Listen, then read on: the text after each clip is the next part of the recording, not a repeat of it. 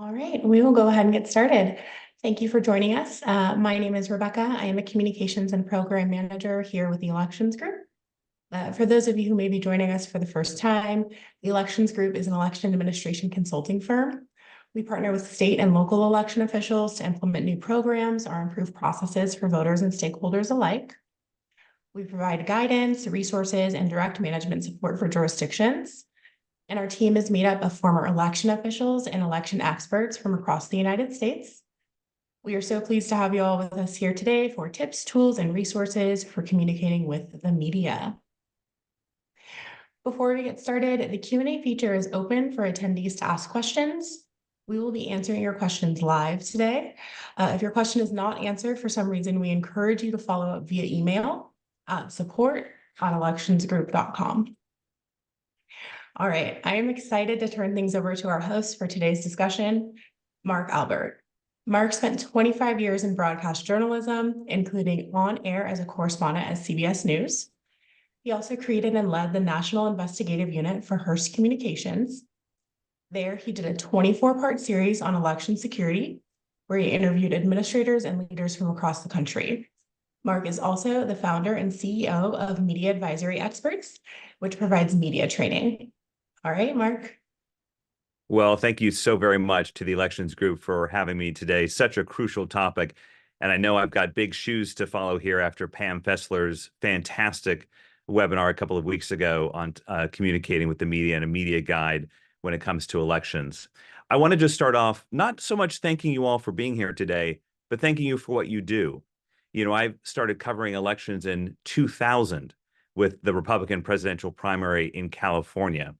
And every time in the 24 years since that I've called up an election administrator or a clerk somewhere in any state, they have always taken the time to take my phone call and to answer my questions as a journalist to try to understand how the election system works, the safeguards built in, and what you all do.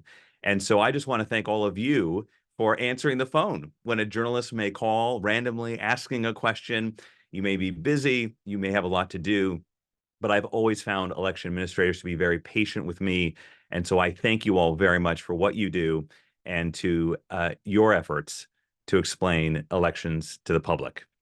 So I'm really excited with today's webinar and talking about what to do when the media comes calling. And Rebecca, why don't we show our election administrators on this webinar what many of you fear, the image you fear walking into in a room when something is happening.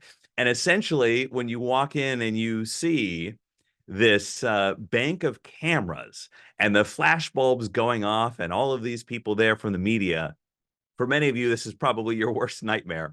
And there may have a rising sense of panic in the back of your throat. But fear not.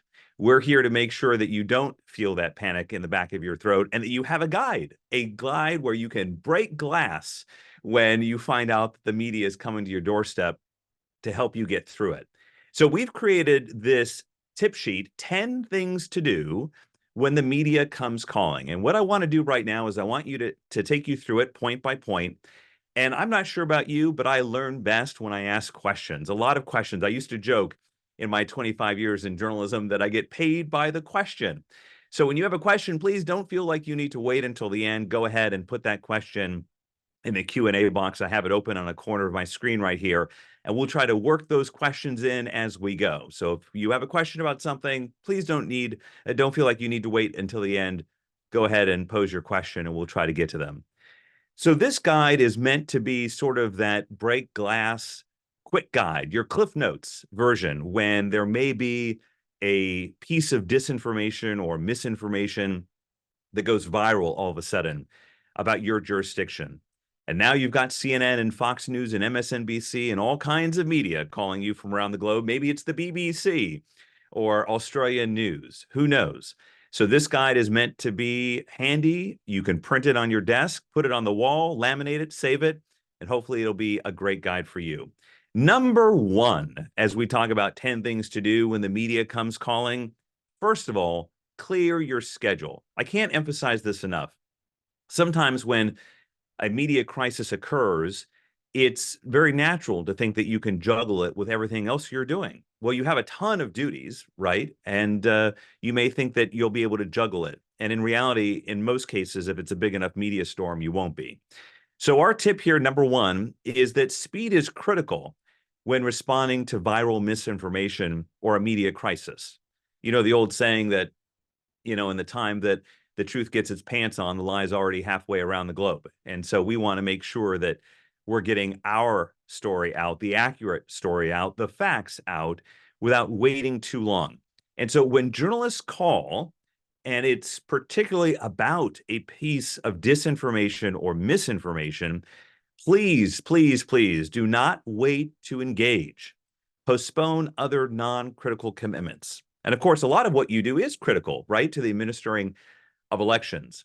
But what you're doing when you respond to a journalist in this scenario is trying to uphold faith in elections and communicate the truth. And really, at the end of the day, there is no more higher calling than that, which is, of course, to make sure that the citizenry have trust in our elections. And the way you can get that out is in part through media organizations. And so when the media calls and they're saying, well, there's this clip on Facebook or there's this clip on Instagram, please don't wait. Treat it as critical because it is. Let's talk about number two here on our 10 things to do when the media comes calling.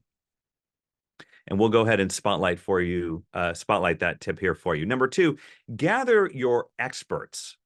Now, sometimes we like to think that we can handle things on our own, or we've got this, or we know the subject material so well that we can just address it without bothering the other people of our team and stopping all the other great work that's going on in your office.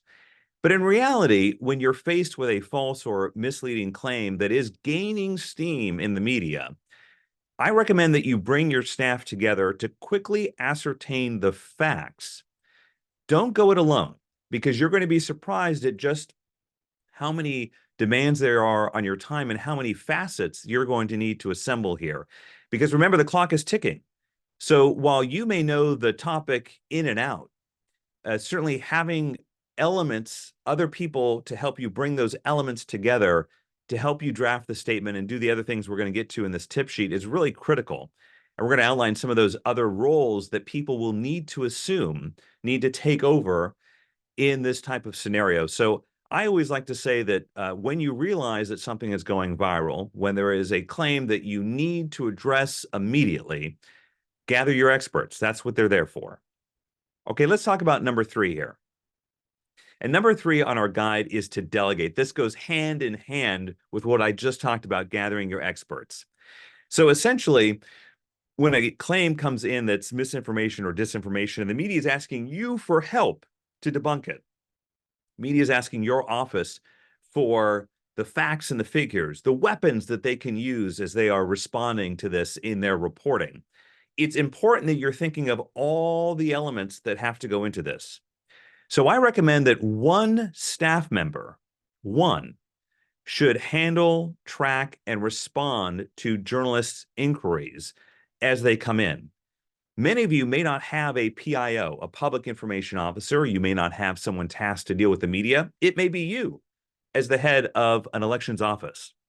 But in a storm, in a media storm or in a crisis, I recommend that you delegate someone to just collect the journalists' inquiries. One, this will tell you how fast it is spreading. Two, it's going to tell you the geographic location of the media. Is this a local issue? Is this percolating regionally? Let's say the Midwest, the Southeast. Or is it something where you're now getting calls from national networks, CBS News, ABC News, any other national network, CNN, or perhaps even internationally? As I mentioned, the BBC. There are a lot of networks here internationally, international networks, global networks that have bureaus in Washington and increasingly in New York, Los Angeles, maybe even Chicago and some other places. So they can get to your doorstep much quicker than they used to be, especially after the 2020 election. You can bet that a lot of international news networks, whether they're in Asia, they're in Europe, they're in the Middle East, they are going to have a physical presence in the US for this upcoming election. And there's a question here from Tova. Can we get these slides? Absolutely. The elections group is going to send out this tip sheet for you so that you will have this. I recommend you laminate it, put it up on the door, give it to all of your staff. But yes, we will be getting you this tip sheet. It's a one-pager as soon as this webinar is over. Going back to number 3, delegating. So one staff member to handle, track, and respond to journalist inquiries. You may normally have that role, but you're going to need someone, not you, you're going to need someone else to, 1, track the inquiries, 2, figure out the geographic reach of those inquiries, 3, are they all coming about one point, one video, or are there multiple videos that now about one incident about your office that are gaining steam? And then later, you're going to need that information to correspond with the journalist, to push out the facts, and also, as you have developing information, to make sure that you're getting it in front of the journalists that are already writing about it. So in other words, your office may already have a press list, a media contact list, media that you deal with all the time. But if a claim is going viral and you're getting calls from journalists broader than your locality, it's really important that you're pushing out your messages to that broader list, that new list, and not only relying on the list you may have used for 20 years in your local area. Then another person in your office, or perhaps your county or your city government outside of your elections office, should immediately take charge of physical logistics. Now, this is primarily important when you realize that the claim is going so viral and so fast, and the media have already told you they're coming or they've set up their live trucks right outside your office. You're going to have to do something to physically accommodate them. And I'm not just talking about the restrooms. I'm talking about how you plan to respond to these claims. And as you'll see in this tip sheet, as we go a little bit later, I'm going to recommend an in-person news conference. And so it's really going to be important that you have someone, again, either on your staff or with the city or with the county, that can handle physical logistics. Where would you stage the media specifically? Do you have an auditorium, the city council chambers, the county supervisor chambers? Where are you going to stage them? Where are you going to greet them? Is somebody going to be checking media credentials? Because pretty soon in a viral claim, you can expect that perhaps protesters are going to show up at your doorstep. Perhaps there are activists that are going to be coming. So do you have a system for checking the media credentials or their business card? What's the security situation like? You may need to reach out to your local law enforcement to at least have somebody on site when you realize this is going to become an event. Who is updating the website and how are you handling those tasks? Many election offices don't have dedicated IT staff or web staff. It's not like you can just call up Sue in the corner and say, hey, can you update this web page? So you need someone handling that logistics that can call the county or city IT staff to say, look, we have this claim going viral. We're going to need someone to be updating our website continually throughout the day with the information as we push it out. And so I recommend that another person is taking charge of those physical logistics. And then there are other things, other tasks that people are going to need to do. Who's actually physically writing a response for the news media? Who is going to take charge of all the other duties that the office has to do and the public phone calls that will be coming in? Who is going to be providing food for the staff if you have to work late? All these other details. So it's not just you that may normally respond to these things. In a crisis, delegate, delegate, delegate, times 2. Double that delegation. You'll thank me later. And Philip has a question here in the Q&A. Is a social media coordinator involved at this point? Absolutely, just what I mentioned. So you're going to need to have that web or IT person and whoever manages the social media accounts. Does your election office have social media channels on your own, platforms on your own? Or is that managed by the city or the county or some other municipality? So again, you're going to need someone to coordinate what is the message that's going out on your social media. Are you using it to communicate to the public? Are you using it to communicate to journalists? Hey, our news conference is at this place at this time. But then again, if you use social media for letting the media know when those news conference or news availabilities are, you need to expect that the public is going to come. So you may need to include in any post to the media, only credentialed media allowed, or we will be checking media credentials, or if that is not in the spirit of your municipality, then you need to be ready for the public to show up.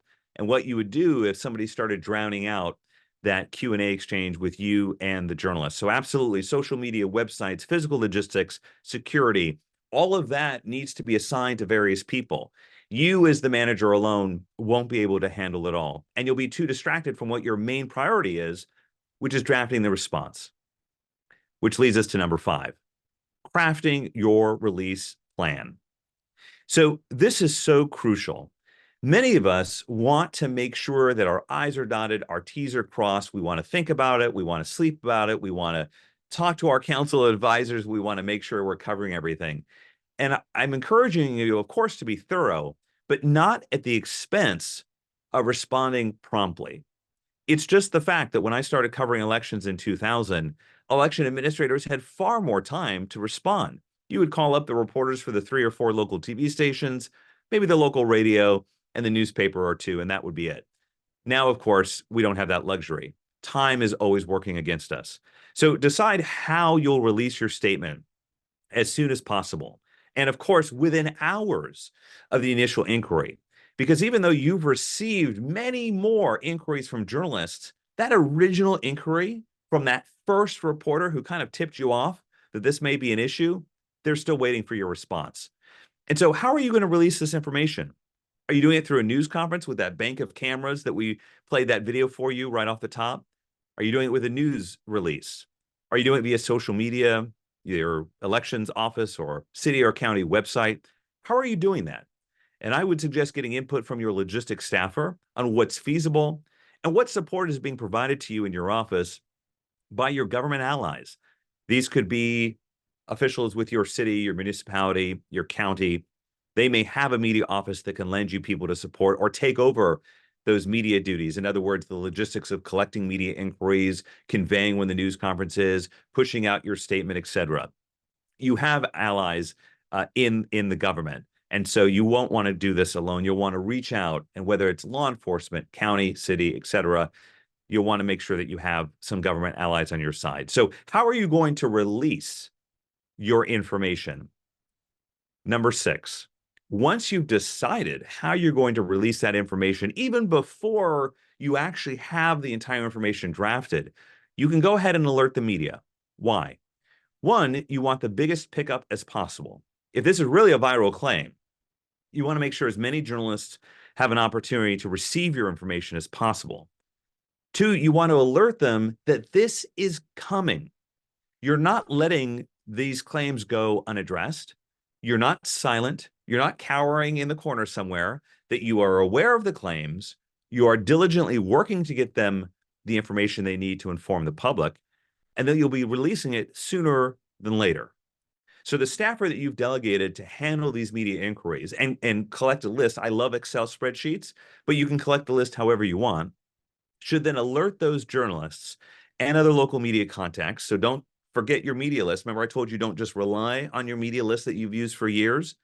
That's true, but you want to make sure you're incorporating that into the broader media list. So if you're having journalists from CBS News and ABC News and other regional newspaper contact you, don't forget your locals.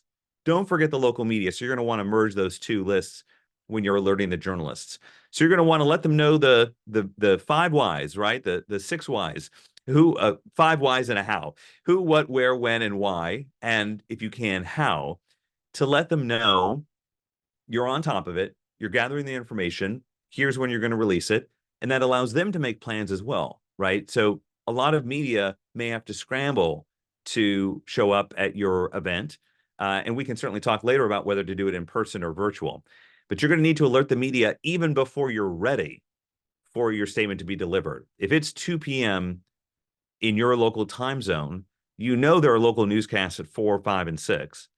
And so if you're going to have a news conference at the top of the 4 because you want them to take it live, for example, then you need to give them a heads up. There are producers, there are editors, there are photographers, there's reporters, and everybody has to get into motion. So alert the media when you can, when you know what your response will be. Number 7, this is so important. Take a moment to gather yourself.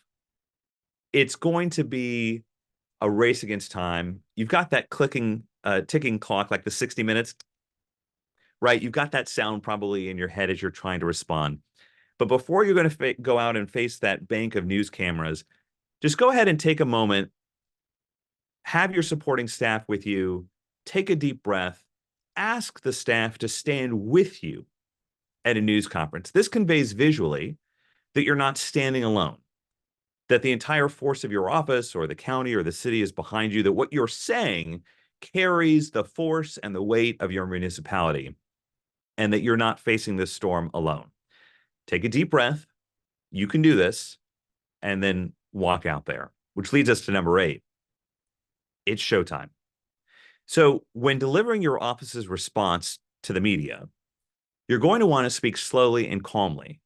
This is the exact opposite of what normally happens when people who are not normally on camera go in front of a camera. You just want to get it over as soon as possible. So you're going to rush through that statement. We do this sometimes in job interviews. We just want to get through it, to get over it, to get to the other side. But what's important here is that you need your message to be received. You need your message to be heard and comprehended. And so we need to speak slowly and calmly when we're delivering important messages. In fact, I would argue the more important the message, the slower we need to speak, and the more calmly we need to speak to make sure it's coming through. This means to enunciate your words and not to slur. When we slow down, it almost makes us enunciate better. Make eye contact with the journalists, not the camera lenses laid in front of you. Why? Because remember, you're having a conversation here. When you are watching, let's just say, a president deliver the State of the Union address, there's a reason the teleprompters are on the left and the right, because it makes it look like the president is looking at the crowd. Now, yes, the president does look directly at you sometimes. There's also, for big speeches, a teleprompter in the rear, a big monitor with the words going up there. But by and large, we want to be making eye contact with people in the room and not looking directly at the viewer at home. Now, the exception here is when you have an extremely important point to deliver. You'll see this a lot. The election official is looking to the right, to the left, they're looking at the people that they're talking to. But the most important part, they may look directly at a camera. In a news conference, that's super tough though, right? Because you may have 5 cameras, you may have 10 cameras, you can't look at them all at the same time. So the best rule of thumb is to look at the journalists arrayed in front of you and not the camera lenses themselves. And whatever you do, please don't look at the lights. They'll blind you. Now, voters are looking at you, and you're the trusted source here. You're the trusted voice for an authoritative and professional response. Use that as your armor when you go to address the media in these circumstances. The default for many citizens is to trust what you're saying, especially if you're backed up by your staff behind you, you're backed up with a well-thought-out statement, and you rely not on subjective terms, but on facts and objective information. These are facts. This is the truth. These are objective terms. This is what is happening. This is reality. This is the truth. So we want to make sure that we are conveying that authoritative voice. And when you speak slowly, when you look at the journalists, when you enunciate, when you have a prepared statement, when you're using facts and objective terminology, that all goes toward delivering an authoritative and professional response. Number 9, and I really can't stress this enough, even though it may be counterintuitive in the moment, please, please, please take questions following your statement. Walking away in a high-pressure situation when the eyes of your community are on you can often appear as though you're being defensive and not transparent, that you're avoiding the tough questions, that you don't want to be pressed on your statement because it won't stand up to scrutiny, journalist scrutiny, public scrutiny, your voters' scrutiny. That could not be further from the truth. But in order to make sure that we're being as transparent and open, I advocate to take questions from the journalists. And you don't have to worry about not knowing the answer. So instead of saying, for example, I don't know, and then just saying next question, you can always say, that's a really important question. And that's something we're looking into right now, and we'll get you that answer very soon. The person in your office tasked with collecting those journalist inquiries, member that you've delegated, that person should follow up with that specific journalist that you say that to and get their information for a follow-up. So if you tell somebody you're going to follow up after the news conference with that piece of information, you've got to follow up. And if it's a really important question and a really good question, don't just follow up with that journalist, but send the information to all the journalists gathered there on your media list, even those who did not show up in person.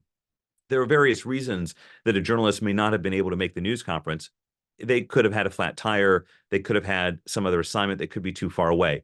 Don't assume that if a journalist did not show up at your news conference, it means that they're not interested. That could not be true. And so when you have a question that you don't know the answer to, and you're saying, that's a really important question, we're looking into that right now, and we'll get you that information by the end of the day or in the next hour or something like that. Make sure you get the information to that specific journalist, you follow up with that specific journalist, and decide whether that information is pertinent enough, could be important enough to convey to all the journalists on your list, not just the ones at the news conference. Now, alternatively, you could refer that journalist who is asking the question to someone else who can answer that question in accordance with your policy. For example, let's say that you have your staff behind you, you're at the news conference, and there is a question about safety or security, maybe about have you received any threats into your office, etc. You may choose to defer to law enforcement. If there's a member of law enforcement there, you may want to defer to them or tell the journalist to contact the local sheriff's office. You have to be careful about having a member of law enforcement beside you in a news conference. And I would say the default should be no.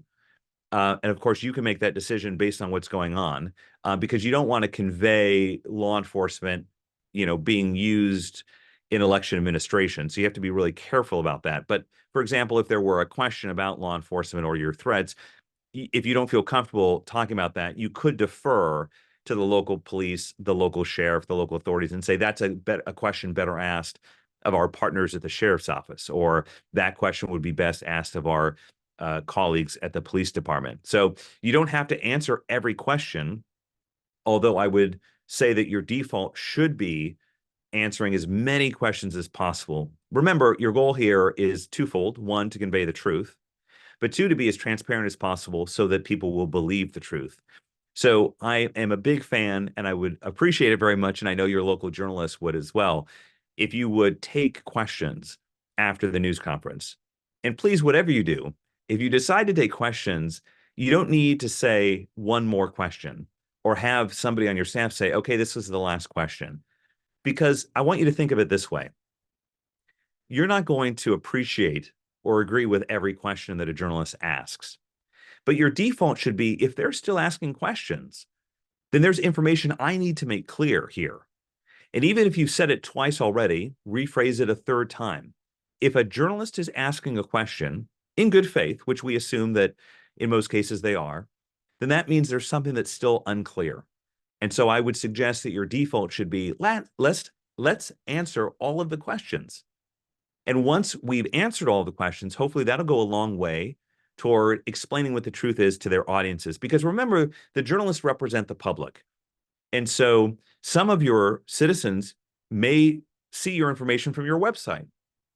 Some of the citizens may see it on social media. But a lot of your citizens are going to get it from other news sources, newspapers, radio, digital platforms, TV news, etc. And so we want to create an environment where journalists feel like they can ask their questions and get information that they convey to their audiences, because that is where many of your citizens may get the information. So please consider taking questions, as scary as it may be. And I know it's scary, but we do need to make sure that in a disinformation, misinformation crisis or a media storm, that we are taking as much time as we can to convey this information. All right, and number 10 on our guide of 10 things. Immediately post your statement. So this could be your news release, this could be the news conference, this could be something else that you've done. This could be a video statement that you taped in your office. You want to create almost continued content, because just because you've had a news conference or you've issued one news release, I hate to break it to you, your job isn't done. You have to continue to say this message. because someone who saw the viral claim 2 hours ago may not be watching the news conference, and they may not come back to that viral claim for 5 hours. And so by creating a constant cycle of content, you're trying to ensure as many people as possible hear your rebuttal, hear the truth. And so immediately post your full statement on all of your office platforms.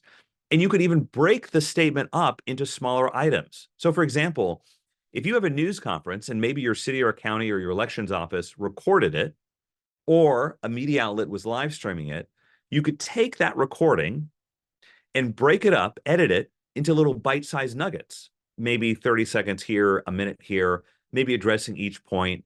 Maybe it's a Q&A. Maybe a journalist asked what you think is a great question, and you gave a great explanation. That in and of itself could be a clip for social media. You could even do a thread with the Q&As. You do a Q, colon, question from the journalist, text, right? And then answer, colon, and here's the video. Or a summary of it. And you could do a thread, 4, 5, 6 of the Q&As. This question, this question, this question, this question. Because remember, if the journalist is asking the question, by and large, there are probably a lot of people that are thinking the same thing at home. And so creating continued content is going to broaden your footprint and try to broaden the chance that your citizens in the community will see your information. So consider breaking up that video statement or that news conference into bite-sized nuggets for social media. And even the website, you could do that as well. If reputable news outlets have shared your news conference or your video statements, consider linking back to them or taking that link and posting it on your website or social media content. Again, if you've had somebody from your municipality recording the news conference, that's super simple. You can just post the raw video of that news conference on your own website. In this case, a question may be, well, how long should we do this? How long are we posting this content? And I would say you keep posting content about this until you're not getting inquiries anymore from this viral disinformation or misinformation. This could be the rest of the day, could be 2 days, could be a week. And one of the things that we're going to cover, and that we cover a lot when we do media training, is what's known as a truth sandwich. Essentially, I want you to think of a sandwich as the bread on the top, the bread on the bottom, and the meat in the middle. And in this case, the bread is the truth. The meat, unfortunately, is rotten, and that's the lie. That's the disinformation and the misinformation. And so as we're conveying our information, we don't want to repeat the lie, because now the lie is coming out of our mouth. Instead, we want to wrap the lie in the bread of the sandwich. So we want to start with the truth. We want to debunk the lie without directly repeating it. And then we want to close with the truth. So you hear the truth twice as much as you hear the misinformation or the disinformation. And so that is a way to frame these morsels of content, these snippets of content when you're responding to a disinformation or misinformation claim. You could say, for example, all of our voting equipment is safe and secured and not connected to the internet. Okay, what's the disinformation? That you're phoning home to a foreign country or something. You could then say in the middle, we have cyber tests, CISA, the Cybersecurity Information Security Agency at DHS. They do testing of our equipment, or we have brought in third parties and we have passed every test. And then close with the second layer of truth. All of our election equipment is not connected to the internet and it is secure. So you're not saying that our information is not going to a foreign country, right? You're not saying that there is some laser connected to your voting machines. You want to start with the truth, debunk the misinformation, and end with the truth. We have a question here in the Q&A, which is a fantastic one, and I'm so glad that this attendee asked. The question is, do you have suggestions for us on how to establish a relationship with media before we're in the middle of the media comes calling? Absolutely. And this is a great question, so I'm going to take a couple minutes on it. So first of all, I want you to think of me. For the last 24 years, since 2020, and before I left journalism last year, when I had a question, I'd often call up an election administrator or a clerk. Small township in Wisconsin. or a city in Southern Virginia. And remember what I said, they always made time for me. So the number one thing is when the media comes and calls you, not during the crisis, but before, always make time for their questions, because that is building a relationship. That's telling the journalist, like so many of you told me in my career, that you value our questions, you value the truth, and you value communicating it to our audience. So one, welcome those opportunities to explain something to a journalist. And remember that old saying, there is no stupid question. There really isn't. Because remember, in this day and age, most reporters are not on the voter beat. They're not on an elections beat or a coverage area. They may have covered a garage fire yesterday, and they may cover a city council meeting tomorrow, and then some new cancer treatment the next day. And so if you look at every reporter as an opportunity to inform them of what's going on and start from scratch, then I think the relationship will build from there. And Rebecca, I think we can post the full tip sheet here on the site. Second thing in building a relationship, I would say, is that look for those opportunities, particularly those visual opportunities, to proactively reach out to journalists. Now, I know a lot of your friends and family may think that you don't do anything outside of the one election month every 2 or 4 years, but we all know that's not true. You're super busy all year around. And so those are all opportunities to get in front of journalists, explain to journalists what you do, and get coverage, proactive, positive coverage. So for example, if your community gets new voting equipment or elections equipment, bingo, prime opportunity to show that off to the news media. These are your tax dollars hard at work. Look at these new election equipment and machines, talk about the safeguards, have the media over for a show and tell. Or as you're getting ready for your campaign to ask for poll workers, and I've heard from so many of you over the last couple of years that you are really in dire need of new poll workers, what better opportunity than to invite a journalist to be a poll worker for a day, to go through training for a day? Maybe this is a primary election, an off-year election, so that you know you're not taking them out of the coverage mix in November, the big, the Super Bowl of elections. But invite a journalist to be a poll worker for a day. Invite the journalist to go through training for a day. Create a journalist-only training. You don't have to wait when you have 30 or 40 people, because you know the journalists are going to ask more questions than normal. They may want to bring their cameras and their audio equipment. Create a journalist training. Here's how we do poll workers. So maybe on one Wednesday, you've got poll worker media training to explain them in an hour. You don't need to do a whole day. Do it short, in an hour, on how you train people to be poll workers. And then maybe the next month on a Wednesday, you teach them how an election, a tabulation machine may work. Looking for those opportunities to do the hands-on, the demonstration. One, you're building a relationship because now they have your number. They feel comfortable asking you questions. They will reach out to you in these circumstances. Two, you're creating positive publicity for your office. You're showing off. Three, you're creating a visual. And journalists love visuals. What can I take photos of? What can I take videos of? Where can I get audio? Can I get the sound of the tabulator going? What can I do to build an engaging story? And so my suggestion for building a relationship as well is to look for those visual opportunities. Look for those engaging opportunities where the journalists can get their hands dirty and to get in there. Third, I would say in building a relationship, even if you don't have something visual going on, always find an excuse, maybe once a quarter, maybe once a month, maybe once every 6 months, to issue a news release about something. Maybe it's for Voter Education Day. Maybe you're announcing a 90-day campaign to get new poll worker signups. You can create something out of nothing, right? Your office is going to do a 90-day campaign to raise awareness of, here are the upcoming deadlines. Those are all opportunities to send out a news release, and make sure in the news release you're saying media opportunities, media interview opportunities available. We'll be available from 2 to 4 on this day, or from 10 to noon on this day, or we're doing interviews this week or something. So those are all ways to develop relationships. One, reach out to journalists proactively. Two, take a journalist phone call when they call. I know it's a bother, but thank you for doing it.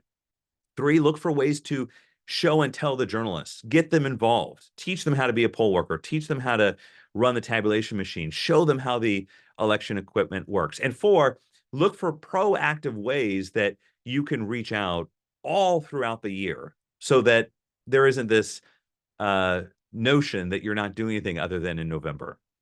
Great, thank you so much. Thank you, Mark. Thank you, Noah. Thank you, Mike. Thank you, everyone, for joining us today. Resources that were mentioned in today's discussion have been placed into the chat, and then our inbox is open if you need anything. You can email us at support@electionsgroup.com. Thank you so much, and we'll see you next time.